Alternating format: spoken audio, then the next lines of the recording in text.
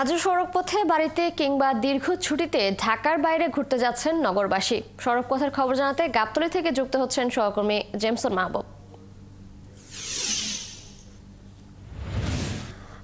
Jameson, সড়কপথের আজকের পরিস্থিতি কি দেখছেন? কোন কোন রুটে যাত্রীদের ভিড় রয়েছে, সার্বিক অবস্থা জানাবেন।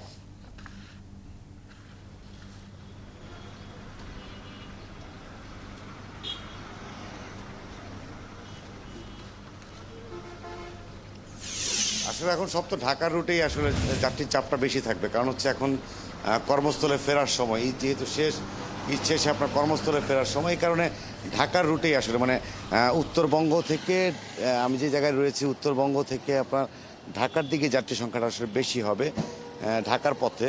এবং সেই যাত্রী আমরা দেখছি যে এখনও যেহেতু ঈদের কিন্তু একটা মানে আমেজ শেষ হয়নি, আপনার এখনও কিন্তু খুব যে মানুষের যে ঢল, যাওয়ার যে ঢল থাকে, আসার সময় তেমন ঢল এখনও চোখে পড়েনি। যে স্বাভাবিক যে যাওয়া আসা সেটা কিন্তু এখন শুরু হয়নি, হয়তো বা আরও এক দুদিন পর থেকে। শনিবারে আসলে মোটামুটি শুক্র শনিবার একটা চাপ থাকবে ঢাকা ফেরা যাত্রীদের।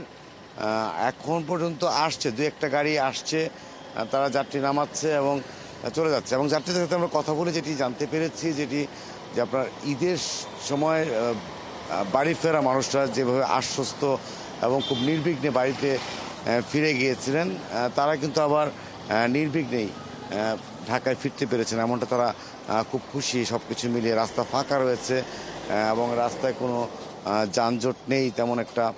সব কিছু মিলিয়েই যাত্রাপথ, বাড়ি যাওয়ার পথটা যেমন খুব স্বস্তিদায়ক ছিল, আর ঢাকায় ফেরার পথটাও খুবই স্বস্তিদায়ক। এখন পর্যন্ত কোনো অভিযোগ নেই।